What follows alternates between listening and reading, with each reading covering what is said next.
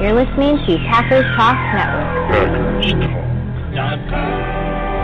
Do you want to experience the thrill of a Packers game at Lambeau Field? If so, be sure to get your game ticket from the longtime trusted source in Wisconsin, Ticket King. Visit their locations in Milwaukee and Green Bay, or just go to their website at ticketking.com. Again, that's at ticketking.com. Gloom, despair, and agony on me.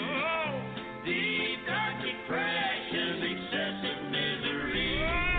If it weren't for bad luck, I'd have no luck at all.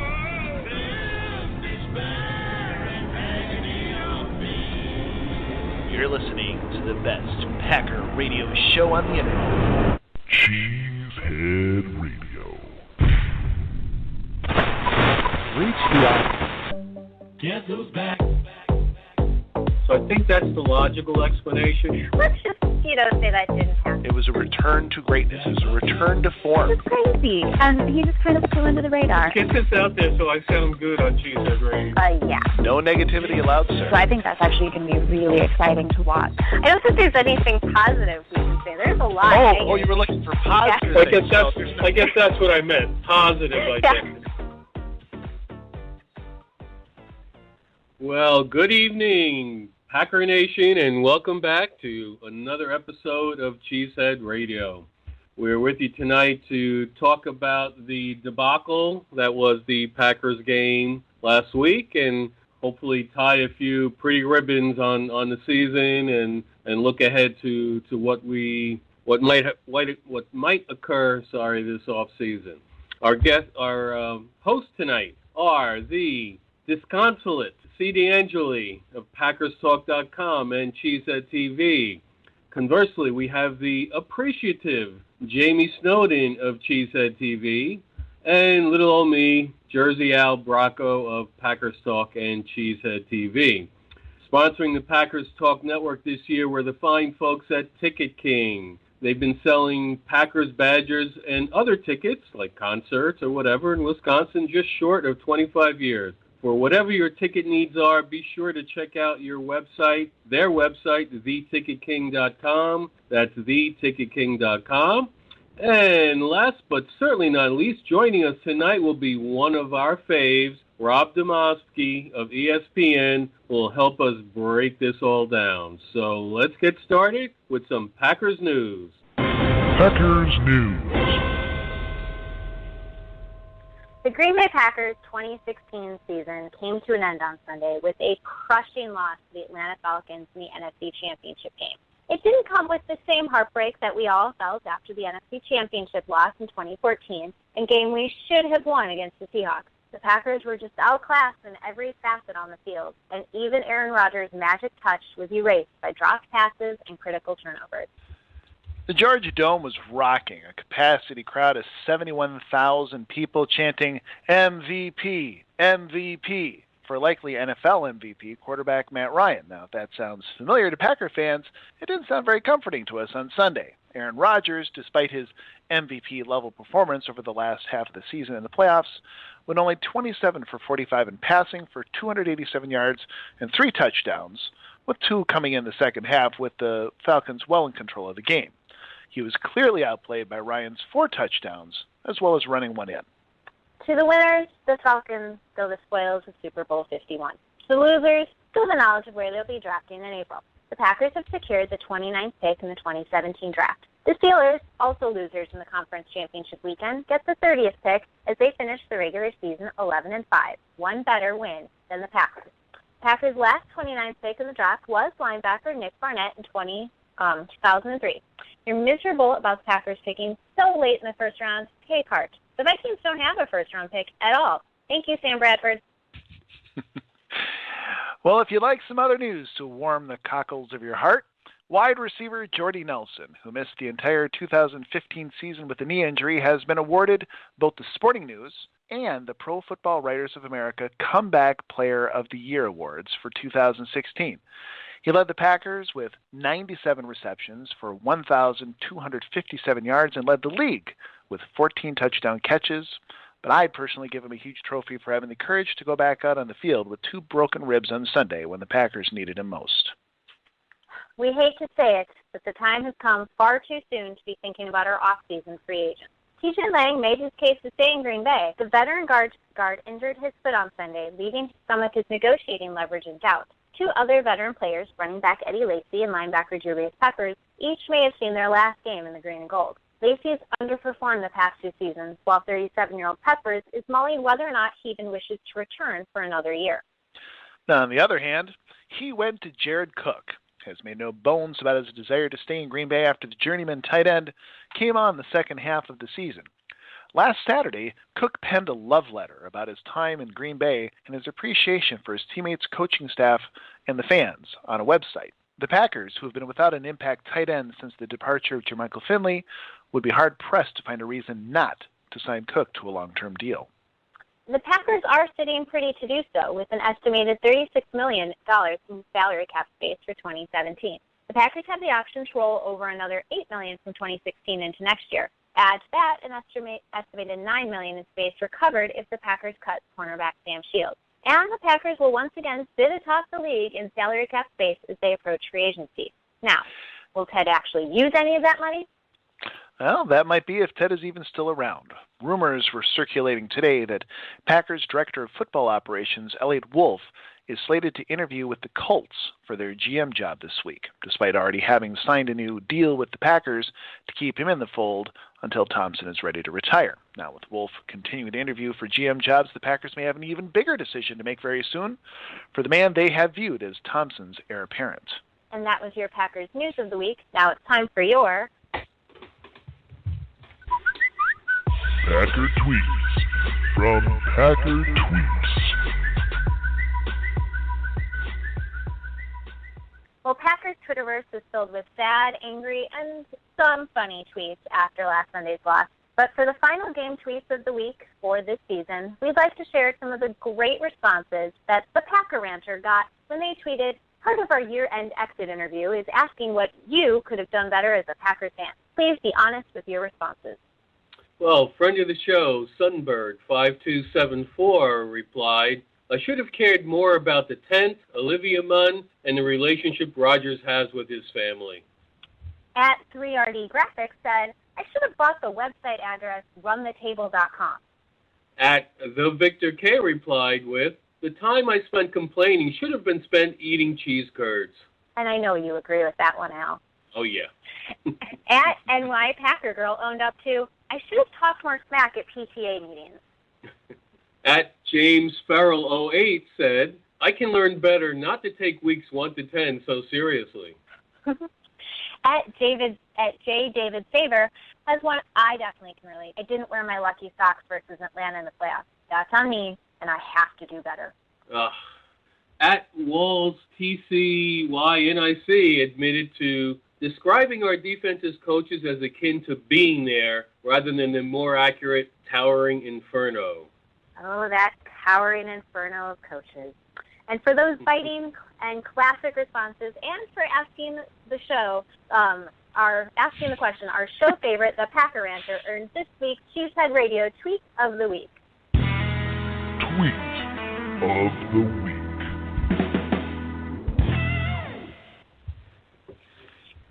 I threw in a warming the cockles of our hearts, Al, just for you. Where was that? You were not listening to the news? That might have been while you were yelling me for typing too loud. So I was adjusting. Sorry. Al couldn't hear it over his own typing. That's right. Yeah, exactly. That's how bad it is. I must have missed that. And by the way, I have to give you some credit here for the Gloom, Despair, and Agony on Me theme here. I admit, when I first saw it, I had no idea what you were talking about. So I actually had to Google that. And then, Hee-Haw, I remember that show. And then I saw the video, and then, oh, yeah, I remember that bit. So for pulling that one out of God knows where, I give you good credit for that one. Well, thank you. And I'll just let you know, Al, you're the only one who remembers the show because millennials like Jamie and I have only heard of this show called Hee Haw. Right, Jamie? Someone must Right. So I was just going to say, Al, you really have warmed the cockle of CD's heart, because before the show, he's like, oh, did you notice the title? I was like, oh, yeah, Gloom, Despairday, me. Okay. And there's this, pause, sort of like the pause at the beginning of the show, in which CD just kind of sat there and went, but don't you know where that's from? And I was like, your brain? I don't know. I feel that way. I don't know. So the fact that you knew what it was makes him feel very much better, I'm sure. Well, I didn't know. I had to look it up, but I just then know. He remembered. Yeah, I know his way. Yeah, absolutely. I know his way. When you come up with a title like that, it's from something. It's from something. You know, your MO. When you put up a title like that, it's not random. It's from something. So it's like a little game. Okay, where was this from?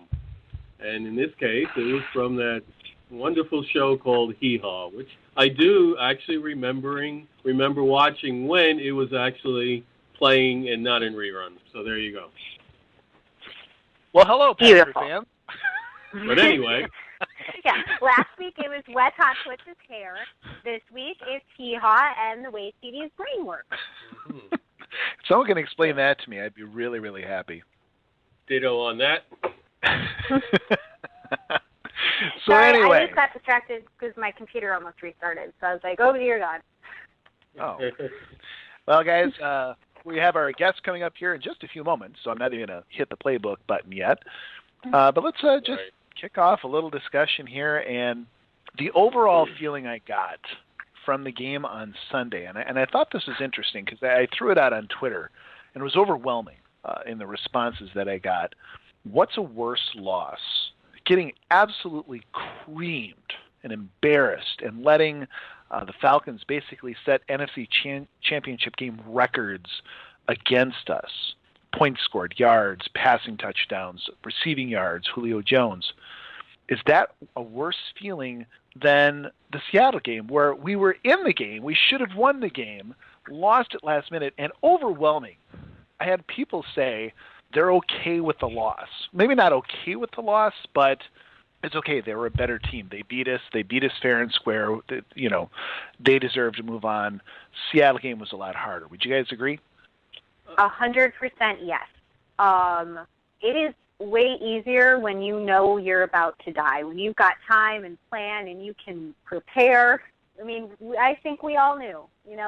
We weren't in it. While it is embarrassing to have been beaten so badly, they just were. They were the better team that day. And then I think for something that makes this loss a little bit easier is the fact that we were just so injured. It wouldn't, even if we would have been better at the beginning, we were just so beat up. There was no way that we were going to be able to withstand it by the end of the game. We didn't have enough offensive linemen to finish out the game. Atlanta is going to, and most teams are better than that team. Atlanta was going to beat us that day. And that was just easier to accept. It was easier to come to terms with. Losses like the Seattle loss, the playoff loss to the Cardinals a couple of years before that, the Giants loss of Favre's last game, those things, when you really feel like I'm going to the Super Bowl and I am literally just a play away, those things haunt you for the rest of your life. I mean, I feel like we all understand the 95 NFC Championship game, 12 minutes or 10 minutes, 12 seconds left. Being close and having it snatched away is way worse than whatever Sunday was. Yeah, I mean, I'd have to agree with that 100%. I don't think it's even a question. For me, a game like the Seattle game, when you went into it, going into the game, it was really questionable who was going to win that game. There was no obvious favorite. And to come out and just take it to Seattle and be beating them and having the game won, seemingly, and then to just see it all unravel in just what can only be described as just a massive choke job by everybody involved in one way or another, that hurts way much more than just getting blown out, especially getting blown out from the first series, from the first quarter. Yeah. When that first quarter was over, you knew what was happening, right? But, hey, why don't we talk to somebody who knows what's happening all the time, our guest for tonight. tonight's special guest, Rob Demovsky from NFL Nation at ESPN.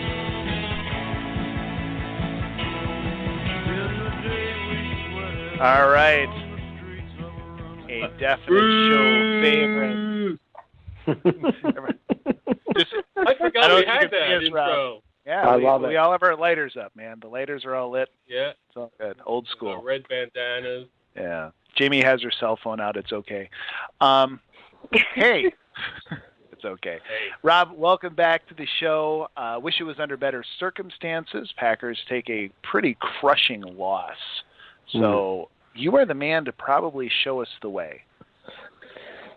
You know, CD, here's what I think. I guess I sat in the room as Aaron Rodgers held his post-game press conference. I was in the locker room, and yes, there was disappointment, but nobody was like super downtrodden, and I walked out of there going, I think this team knows they got the most out of what they had. I really do. I mean, the most emotion we saw from Rodgers was when he was talking about Jordy and fighting through the rib injury. But I got the sense that they feel like this was as far as this team could go, and that Rodgers' comment about we just got to make sure we're all in. I think is a sign that they think this was it for this team. This was as good as this team could have done, and they did it.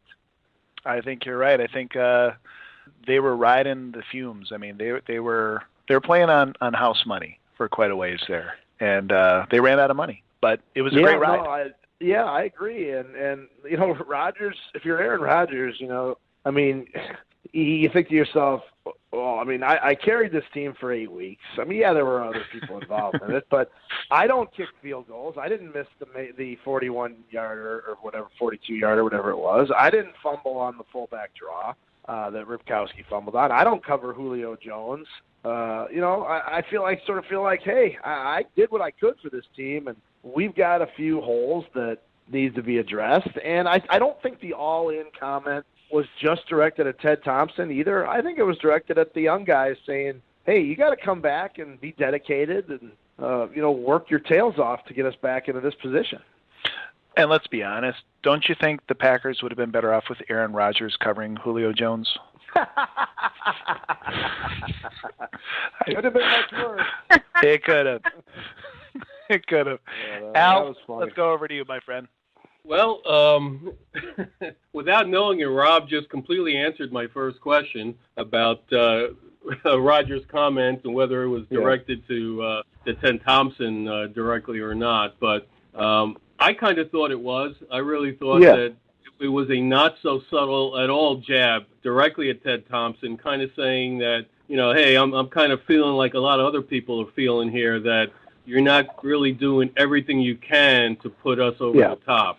Well, Al, that was definitely a huge part of it, but I don't think it was just limited to Ted. I think it was an organizational message from players to coaches to Ted also. But, yeah, I mean, if you look at the rest of the answer, he started talking about players that they need to get back. So, I mean, it was the context of the answer was within, of talking about personnel. So, yeah, I mean, it was definitely a message or a plea to Ted Thompson. And it's kind of funny. I mean, there was all this talk over the years that Rodgers and McCarthy, maybe weren't getting along or whatever the case may be.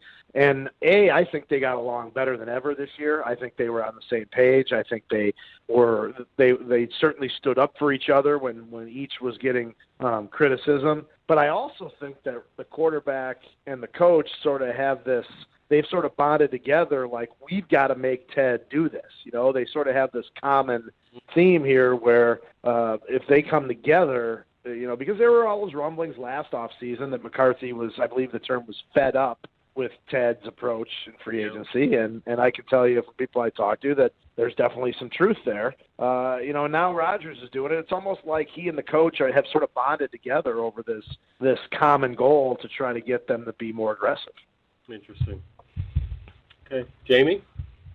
Okay, Rob. Jared Cook clearly made an impact on the offseason this season. I mean, you could tell based on their performance from the games he was in and wasn't in. And based on Cook's postseason essay, the team clearly made an impact on Jared. Do you think the Packers should re-sign him, and do you think that Jared will want to resign for the money that the Packers would be willing to pay him? Yeah, Jamie, those are all great questions because, as you know, it's all about money. I mean, every player wants to be back. At least they all say that, but they want to be back at their price, and the team wants every player back. Well, not every player, but the team wants a lot of players back at their price. So, okay, so he came here for a 1-year, $2.7 million deal. It's going to take more than that to sign him this year. There's no question. He's probably now in the neighborhood of, probably a $4 or $5 million a year deal. And, it's funny. The one thing I actually had an interview with Ted last week, and we talked about Cook, and he said the one thing that he really loved about him was how durable he'd been during his career. And this year he missed 6 games, which is totally out of character for Cook.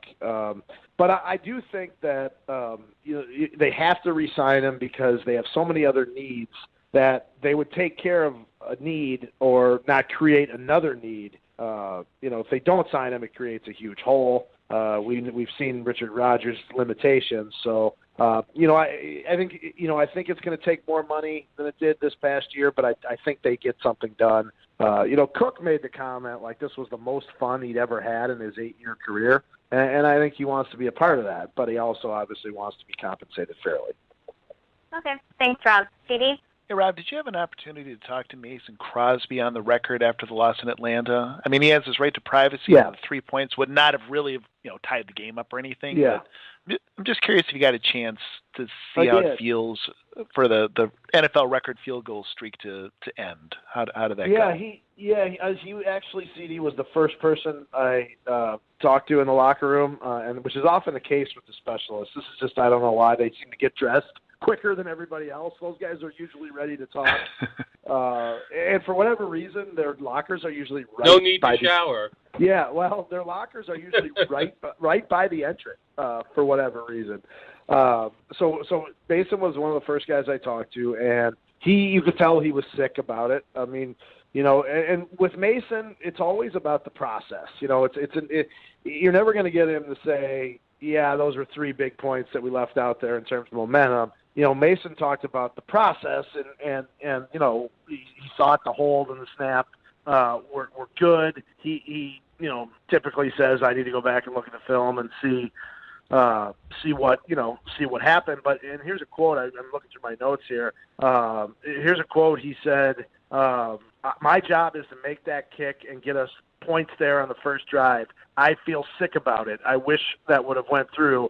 I've had a great year, and this team has had such a great run. Obviously, it hurts. So, I mean, you can see, you're right. 3 points in the grand scheme of things, does it matter? Well, maybe if he makes that kick and if Ripkowski goes in and scores or the Packers go in and score, that game's 10-10, and, maybe it's a different feel. I have a hard time believing that they end up winning the game, but you never know. I mean, it definitely did not start the way they had wanted to. Yeah. All right. Al?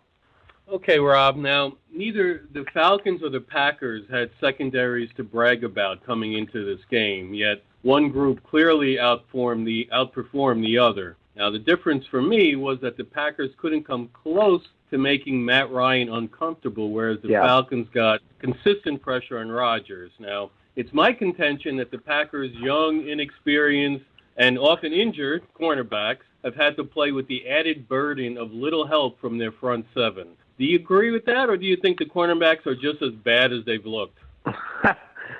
I think they're bad, but I definitely think it hasn't helped. But the pass rush, like you mentioned, I mean, it was non-existent the other day. I mean, you're right about that. They did not make Matt Ryan uncomfortable one bit, Al.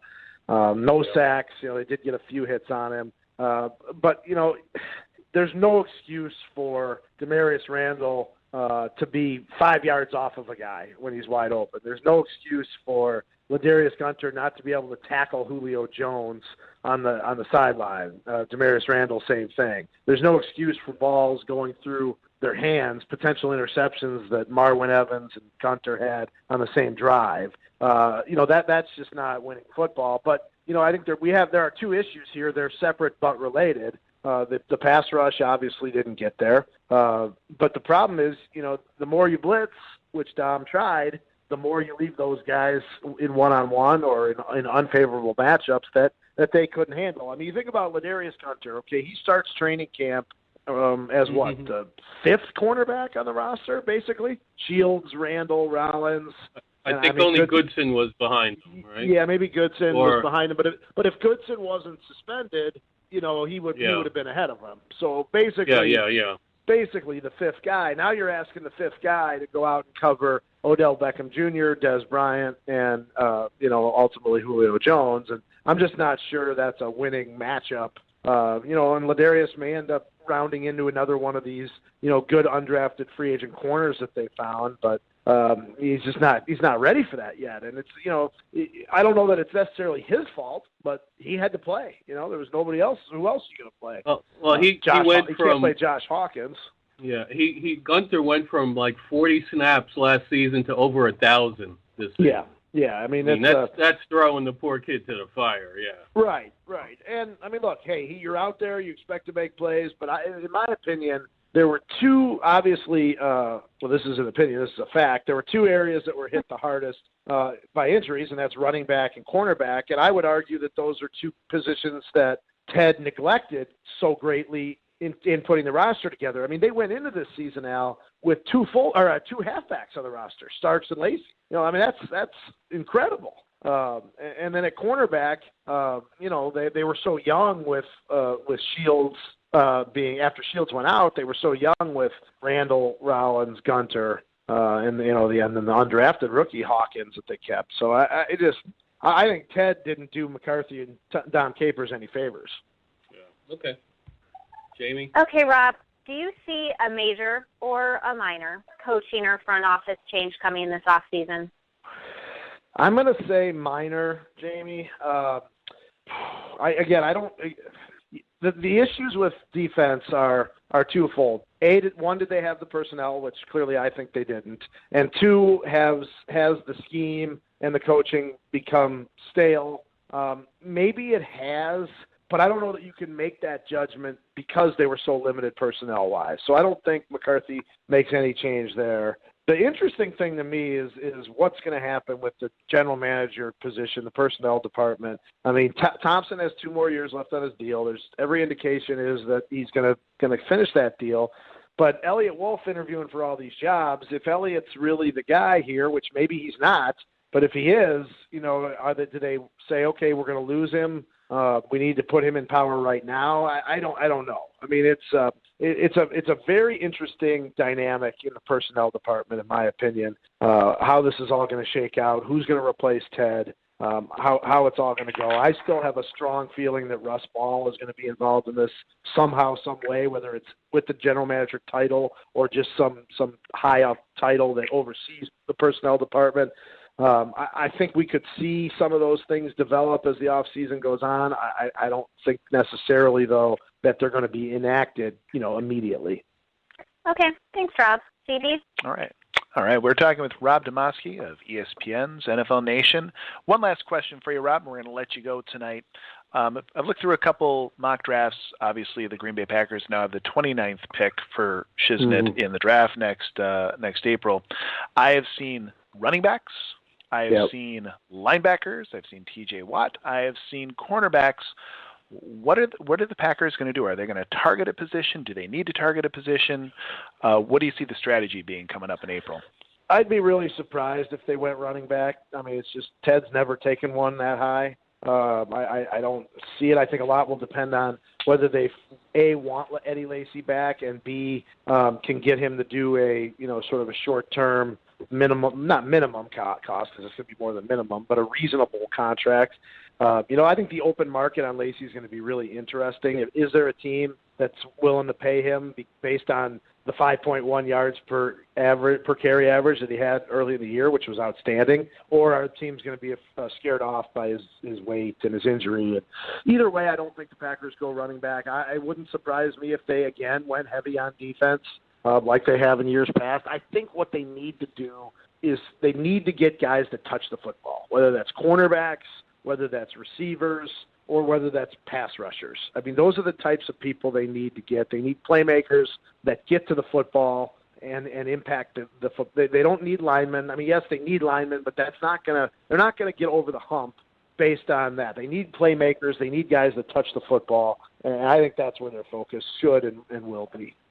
All right. Well, we've been talking to Rob Demovsky. Rob, thank you so much for joining us. You got the Patriots or the Falcons? I'm going to go with the Patriots. I just think their experience and all that's going to do. I will say this: Atlanta was better than I even thought they were. I mean, they were definitely a better team than I gave them credit for going down there. But I think I'm going to go with the Patriots. I think it would be really interesting and fun to watch Roger Goodell have to hand that trophy to Robert Kraft and Bill Belichick and Tom Brady. I think that would be really funny. It might be fun to watch. All right. Rob, thanks so much for joining us, and thanks for all the work you've done all season. We'll see you next year. All right. Always great to talk to you guys. All right. Thanks Rob. All right. Good we'll night. be seeing you. All right. Kind of a depressing last interview of the year, huh? I mean, it was a great interview, but it's too bad it's our last one. What do you mean? Rob wasn't depressing. No, Rob's not depressing Rob was at all. great. Rob was fantastic. He brings notes to our interviews. Right? Yes, He has his notes with him. I was floored at that. And I'm sure that's because, he works for a major network, and if he missaid something anywhere, it's probably an issue. But I'm like, when he was like, let me just check my notes for that exact quote, I was like, what? I don't even have notes. That's amazing. Yeah. But I get it. I mean, it just feels depressing because it's usually when we're done with this, it's, what do the Packers need to do next week? We've got this to look forward to. Oh, that's some great insight. Now let's go. Let's talk about the game. It's after the interview ends, we're just like, so that's it to talk about, guys. Bye. Like, no, not yet. Couple of weeks too soon. No kidding. Right? All right. yeah. Well, let's get to the playbook. The playbook. All right, I'm taking a look at our list of discussion topics today. Yeah. So many. Which one do you want to start with? I think we're just going to go with free play. What do you guys want to talk about? Eddie Lacy. Eddie Lacy. Let's start with Okay. Eddie Lacy. Should he stay or should he go? I'm voting go. I don't think he's going to be back. I think he's a tremendous talent. I don't know if we're going to get him at a B.J. Raji kind of deal. I don't know if his heart's in it. I like Eddie, but he's always kind of had this. B.J. Raji. I'm cool playing video games, and football's kind of this thing I do. And, right now, I mean, I think if Aaron Rodgers is sending out the message, we're all in for next year, I don't think Eddie Lacy's all in. And I don't think he's going to be a part of it. Now, that leaves a tremendous void in the backfield because I got a strong feeling James Starks is not going to be back, and I know that they can take quite a bit of a salary cap cushion there, too, with sending Mr. Starks on his way. But that leaves us with Ty Montgomery and Kristen Michael. And I kind of like him. Also a free agent. Yes, yeah. But it might be able to get him for a slightly better deal than Lacy. And I like Michael. I like him a lot. You guys know that. But he didn't impress very many people on Sunday either. So. Yeah, it's funny. I brought up Lacy because I happened to catch a highlights video that somebody did this morning called Top 10 Plays of Skinny Eddie Lacy. And, it goes back to, I'm telling you, you really forget because it goes back to his rookie season and part of his second season. And you watch him run. I mean, getting out into the second level in the secondary and outrunning defensive backs. I mean, for me, I completely forgot that he was able to do that because obviously he's looked a heck of a lot different. The non-skinny Eddie Lacy has looked a heck of a lot different the last year or two. So, I mean, it was really impressive to see and as a reminder of what he could be. But as you said, CD, does he have the will to do that? Does he really have the desire? It's always been a question with him, so that's the problem. And to Rob's point, it's going to be real curious to see what kind of market there really is. Will other teams say, well, I'm going to invest a bunch of money in this guy who, likes to eat more than likes to play football, If not, if there isn't a market, then I could see Ted trying to swing a a 1 year prove it type deal and bringing him back. But I just don't feel that's happening. And in that, I just want to go back to one other thing. In that video, also there were some snippets of people's interviews, and one was Mike Daniels talking about Eddie Lacy. And I don't know where the interview was from, and I don't know what question Daniels was asked, but Daniels says, Eddie Lacy, he's 2 cheeseburgers away of having his hands down in the dirt next to me. No. It was one of the funniest things I'd ever seen. Again, I wish I knew what the question was. I doubt he was trying to knock Eddie Lacy, Yeah. That wouldn't be his way, but just to see it like that out of context was pretty funny. But anyway, how do you feel about him, Jamie? Well, Alan, what you were touching on at the end, not the cheeseburger comment, but before that, I'm not sure how big of a market there will be for Lacy. And the fact that not going to have Neo, they'd have to re-sign Kristen Michael. But, if they didn't re-sign any of them, it wouldn't, and they got rid of Neo. No Neo, no Lacy, no Kristen Michael. So we're going to go into this offseason with Ripkowski and Montgomery. I feel that that's putting us right back where we started. And I just don't feel like there's really going to be the market for Eddie Lacy. Just because all the other teams have seen what we've seen, and he's injured. Coming off an injury, running backs are a dime a dozen. Yep. And I mean, we've seen there's second, third contracts for running backs. That's difficult. If people don't pay for them anymore, and they definitely don't pay for people who are injured at that position. And so I just don't think there will be the market. I think that Ted might get him for, if it is said, a 1 year deal, a prove it deal, because I think it is too risky to go in with just Montgomery and I agree. Ripkowski and whoever they draft. I agree that Kristen Michael didn't really show me too much, and I think that maybe a full offseason with the Packers and getting the playbook could help. But if it's Ted likes the people he knows, and he drafted more than he likes the randoms. So I wouldn't be surprised to see Eddie stay if they can get him for that price, and I think that they'll be able to. All right. Reasonable. I would say that. So, taking a look, I guess, maybe at some other things on the team, the breakdown on the defense this year, really Aaron Rodgers, and I don't know, we need to talk about that first.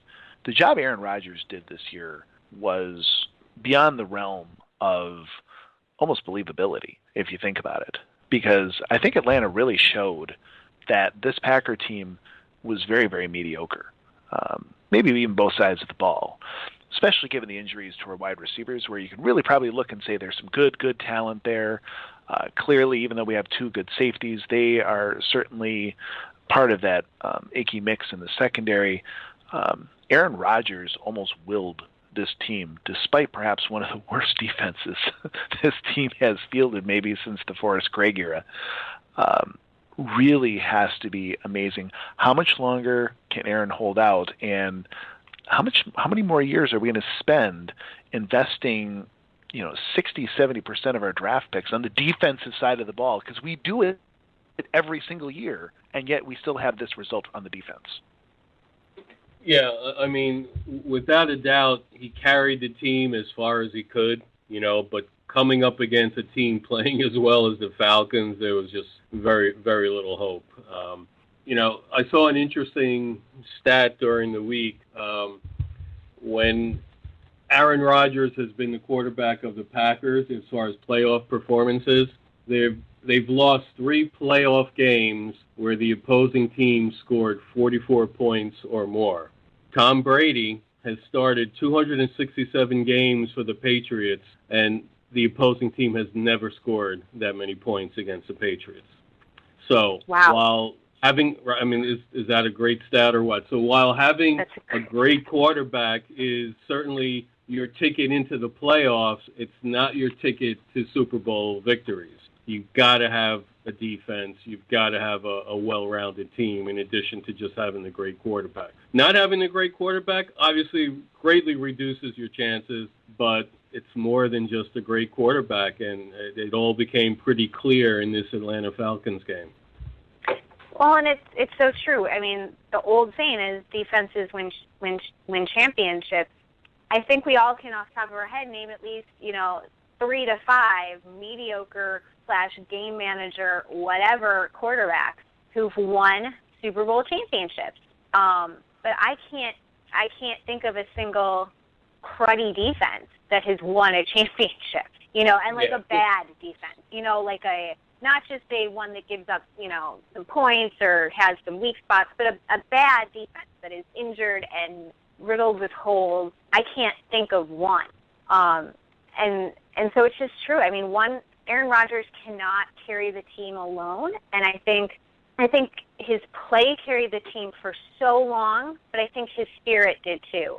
But at some point, I mean, that magic has to wear off. It can't stop legs from being broken and hips injured and lungs from being fractured and all that, or lungs, collapsing, all that stuff happening. So, yeah, Aaron Rodgers is magical, but he's not that powerful. Yeah, and that's kind of the message he was sending in his post-game press conference about everybody being all in, like, guys, I did everything I possibly could, but I need some help here. And I think he realizes his window is closing, and so I don't want to go all Rayhor on everyone. You with that window closing again? Will you stop that? Yeah. His window is not someday, closing. Buddy. It's someday, right? Someday. Yeah. Someday I'll be right. To play. Well, you just keep saying it till you're right, okay? Exactly. And be happy. He was asked that question flat out. No, my window is not closing. I've got another 4 or 5 top prime years in me. That was his answer. I'll go with it. I said the same thing. I feel like everyone would say that. Out. Yeah. So, but to go all Rayhor here, I'm looking back at our drafts. I'm going all Rayhor here. And we've got, you're talking first 3 rounds of the last several drafts. We got Kenny Clark, Kyle Fackrell, Blake Martinez, Damaris Randall, Quentin Rollins, Jake Ryan, Kerry Thornton. Bradford, Dayton Jones, Nick Perry, Jarrell Worthy. We have invested so many draft picks, high draft picks on defense. And this defense should be much better than what it is when you invest that type of talent. So Absolutely. Where does that blame lie? Is this in the drafts and Ted Thompson, or does this fall on Dom Capers? That's where the Rayhor part comes in. Is this an issue where one or both has to change in order for this defense to turn around? Can I add a third thing that it could possibly be blame on? Yeah. And this isn't necessarily something that I 100% agree with, but I feel that we'd be remiss to not mention it, is strength and conditioning. True. Because how many of those people have been injured and had maybe slight injuries and just never then got to the capacity that they should have? And how much of this season was there was no way that we were going to get out? I mean, there's no way we were going to win that game on Sunday because we were just too filled with holes. And now I don't believe in blaming strength and conditioning, but I think that plays a part in it too. Or do you remember after to talk about it. Do you remember after the season in 2008? Remember when there was quite a number of coaches that were fired? Mike McCarthy fired a number of coaches. Remember who was the first coach they fired, or the first person they fired? It was Rock Gullickson, the strength and conditioning coordinator.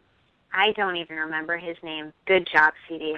No problem. But seriously, then they fired basically every defensive coach in addition. But I think it's a good point. But I don't know, even strength and conditioning or whatever, I don't know if, like I said, I don't know if I agree with it, because that's an awful lot of talent that's gone to waste. Or I shouldn't say to waste, but we haven't got the return on, as Al said. Al, your thoughts? Who do we blame? Yeah, I mean, I've got to go with Thompson. As much as I think he's one of the best GMs, everybody might have a weakness, and for him it seems to be defensive players, especially in the early rounds.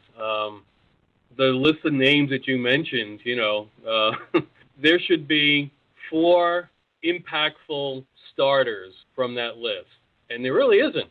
I mean, there's Burnett and Clinton Dix. Let's give them those 2. But then you have the likes of Dayton Jones, number 1 draft pick. I mean, he's really showed hardly anything. Now, I'm not going to say anything bad about Kenny Clark, because first year. He didn't play that much, and I think he will be a good player. I don't think he's going to be, a big-time number 1 draft pick, but, I think he's going to be okay. So I'll give him a pass there. But there just aren't enough names. Nick Perry, it took him till year 5 to kind of find himself. Just not enough. Just not enough return from his picks. I saw an interesting tweet today. I only saw it because I forget who retweeted it, but they said, that would be some interesting Packer fan fiction. And it was, the original tweet was, if Ted and just drafted offense and somehow they got Elliott Wolf to draft and scout the defense. Because clearly that seems to be our issue. The drafting of it, the scouting, we don't seem to have the same luck of randomly picking up David Bakhtiari in later rounds. The magical 7th round wide receiver who, that just doesn't seem to happen for our defense. Yet Ted seems to be very effed at that when it comes to offense. And so I just thought that was funny. But as I'm saying this, it also makes me, the way people talk about Elliott Wolf reminds me of the way that they talked about James Stark. We have no idea Elliott Wolf can draft defense. Yet for some reason, I'm looking at the tweet oh no, that would be the most amazing, perfect, weird scenario. To Tom Still draft offense, Elliott Wolf can do defense. Yeah, that's great. He's learning under Ted Thompson. If he thought Ted was making mistakes, I'm sure he'd speak up and be maybe not that guy. Or, hey, really, let's look here. So how do we really know that he's the second coming? Just because Wolf's his last name? Was he just that's all takes. Got it. Okay, we should call him Morpheus. Should we do that? Elliott Wolf is now Morpheus. Just to keep the analogy going. We got to keep it up because Neo's going to leave us. Yeah, he's gone. He dies at the end of the 3rd movie anyway, so, it was bound to happen. Spoiler alert. Oh, so... What? Sorry. I forgot you haven't seen... heaven knows you probably haven't seen the Matrix trailer. I fell asleep halfway through the 2nd in the theater. I woke up throughout it, and I never went back for the 3rd. I'm sorry. I never saw the 3rd. Everyone fell asleep through the 2nd movie. It's fine. I broke up with that boyfriend who was interested in it and never felt the need to go back. I got the message. I'm good. Yeah. Really, they should have stopped it, too. They definitely should have stopped it, too. You didn't miss anything, Jamie. No. Thank you. Not at all. All right, further topics. Let's get one more in here before we hit the Hot Pockets. I'll let you choose one. Go ahead. Jamie, I already picked one. So did I. Originally, at the beginning of when I was trying to think of the show, it was what's one thing that you feel like the Packers are going to do this offseason that you wish that they wouldn't, and what's one thing that you'd wish that they would do that you don't think they're going to? That's way more complex than I thought the question was going to be. It is, but I have the same answer for both. Okay. Well, he's got answers. Go for it, Al. Yeah. Mm-hmm. Not do enough in free agency. That's my biggest fear, that Ted just continues along his merry way and doesn't learn the lesson of a Jared Cook signing and how well that worked out, and just continues on his merry way and waits until day 10 of free agency and, picks up some backup linebacker that he ends up trading to Buffalo for a 7th round pick, and that's his move. So that's my biggest fear anyway. And conversely, what I wish he would do is the exact opposite of that. So pretty simple. So.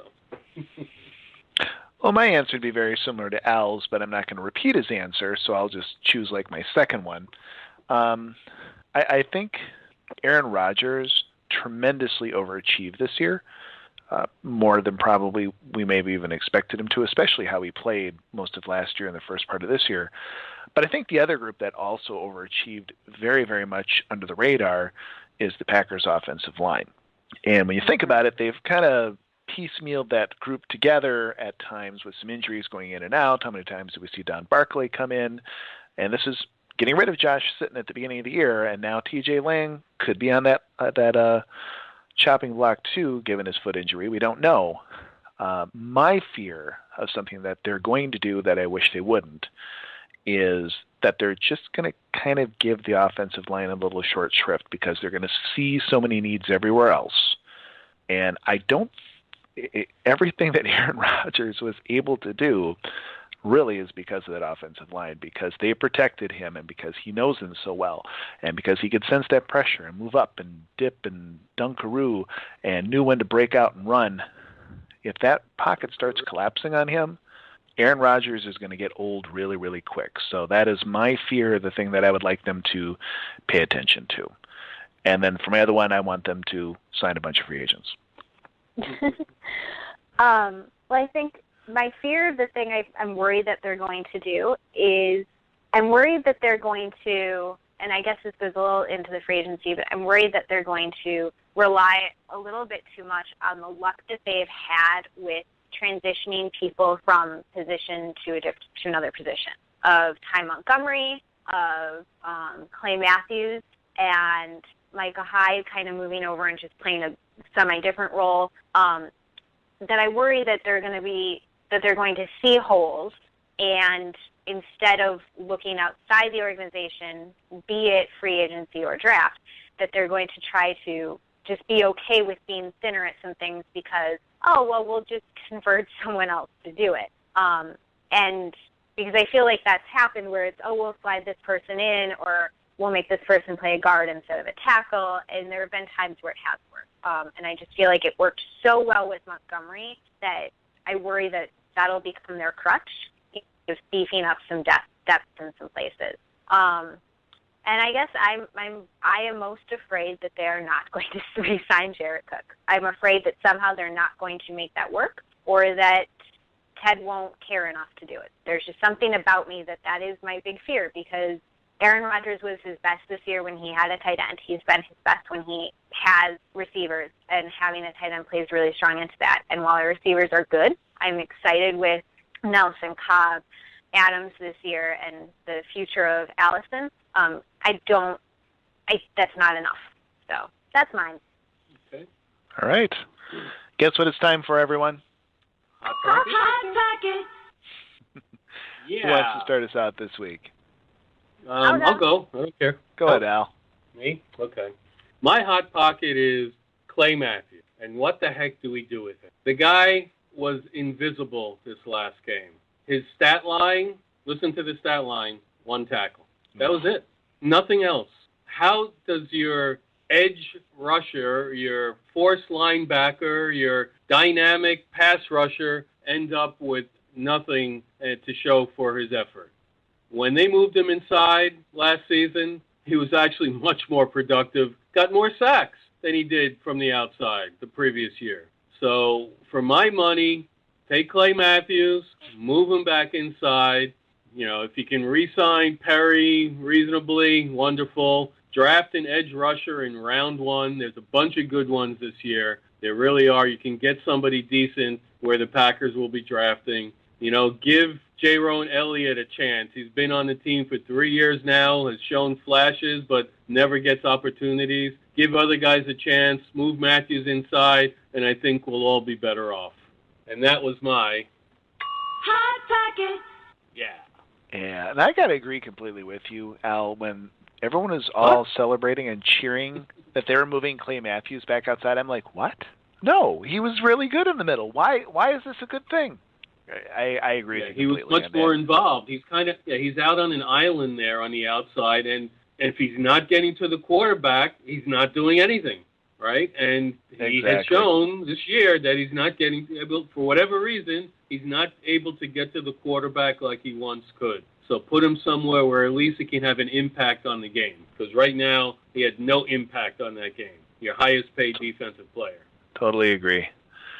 All right, I'll go next. My my Hot Pocket isn't anything really controversial or anything like that, just the rumor that apparently the Packers are very agreeable, and the NFL is very agreeable to sending the Packers overseas to London for the once-a-year annual Party by the Thames football game that they do. They cannot send the Packers in 2017 because the schedule's already been set, but it's very possible we may have a Packers game in London coming up season after next. The Packers, of course, with all the investment in the Titletown district, have made a very very important request to say, could it please be one of their away games? So perhaps if we're going to play I don't know, I was going to say Jacksonville or someone that, the fans really don't care that much if their team plays at home anyway, then maybe we'll be over there. Would you guys think about going to London, a little party overseas, and go to a Packer game over in London, Wembley Stadium? You want to pay for me to go? Yeah, I was hoping. Yeah, actually, we're going to put it right on the Packers Talk budget. Okay, because I think it'd be really cool. I love London. It's one of my favorite cities to go visit. I just work in nonprofit, so, I can't fly to Wisconsin for a game. Flying to London for a game is definitely out of my realm of stuff. Al, Moneybags, are you going to go? I'm sitting here thinking, how do I sell this to my wife? I mean, multicultural experience. Yes, she would love a vacation in London, I'm sure, as I would, but how bad does it look the only time you think you want to do it is because the Packers are there? How do you put lipstick on that pig, right, to use an expression? How do you, Jamie, any advice? Come up with something else that's going on that same time, like not Packers Broadway, like a Broadway show that is going to be the London cast that you could go see. That's good. Yeah. I like that. Maybe there's some visiting like art museum exhibit at one of London's many famous museums that's like only there during that time. Just convince her that that's also amazing. Whatever happens to be there that month, be like, we've always wanted to learn about pirates. Let's go.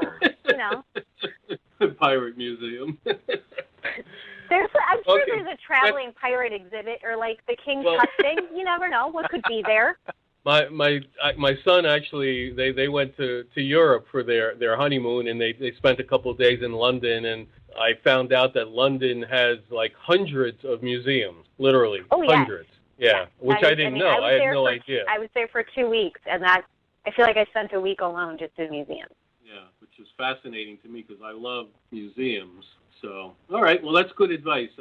If it happens, I'll have to take you up on that advice there. You didn't suggest you taking can reward to a Manchester United game. Manchester I United can take game. Jamie along. That. Well, see, that's another thing. when we went to Italy a few years ago when my daughter was studying abroad or whatnot, I dragged them all to a Inter Milan soccer game, which they weren't too happy about. I loved it. They weren't too happy about it. So I don't know that I would do that again.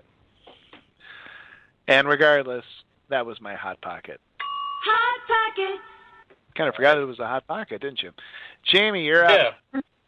I feel like you're a little nervous for me to go for my Hot Pocket since I didn't type anything and your cursor is still sitting next to my name. But I actually do have a Hot Pocket. I just wasn't going to type it because your cursor has been sitting there. So I feel very strongly that it's not my place to tell a grown person what to do with their money or contract stuff or their health. If they want to make decisions for their body when it comes to playing football, that's on them. But I really hope that I never see Sam Shields play football again. And just saying that made me want to tear up a little bit because I think Sam Shields is an amazing player. I love that he was at the game. I love that he has come out and said he wants to be back with the Packers. I think we desperately need him. It would help us tremendously because it's a veteran coming back at a space that we definitely need the help.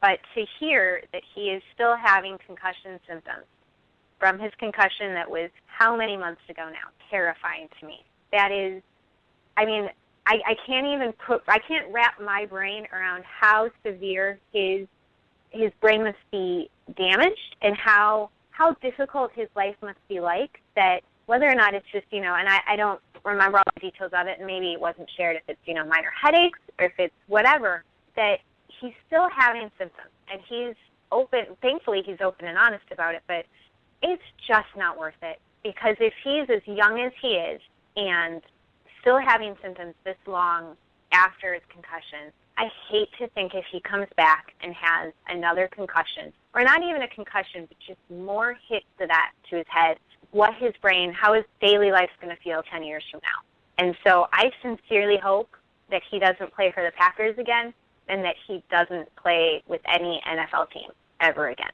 And I'm sorry for him, and I wish him luck in whatever he does next. I hope he finds something else he loves just as much, but I hope it's not with us, and I hope it's not with the NFL. So that's my very depressing Hot Pocket. Hot Pocket. All right.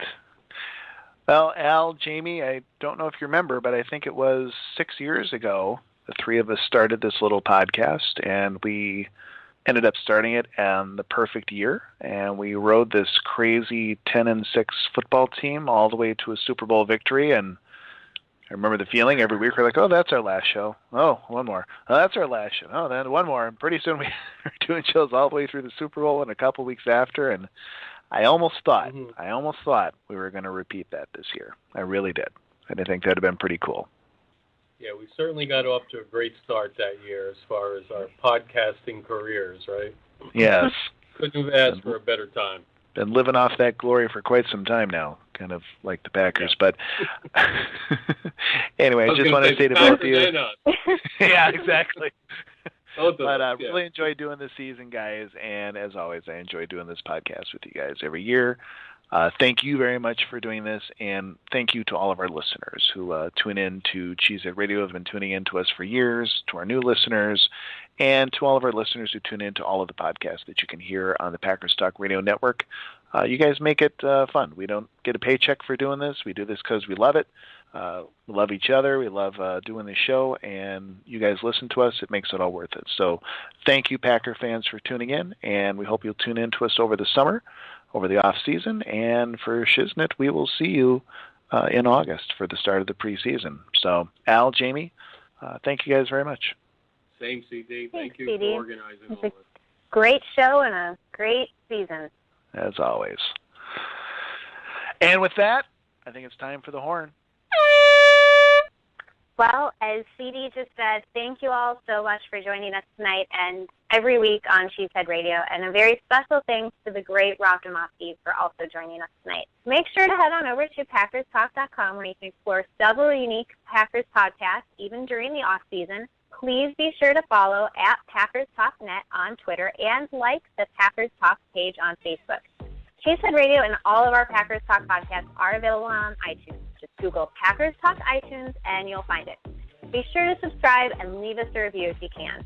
You can also listen in by using Stitcher, TuneIn Radio, or your favorite podcasting app and search for Packers Talk. Finally, please be sure to support our wonderful sponsor from this season, Ticket King. You can find them on the web at theticketking.com. That's theticketking.com. That's a wrap for this show and this season. Go Pack Go! All right. Thanks a lot, Packer fans. Go Pack Go. We'll talk to you soon. Good night, all. Go Pack Go. Good night.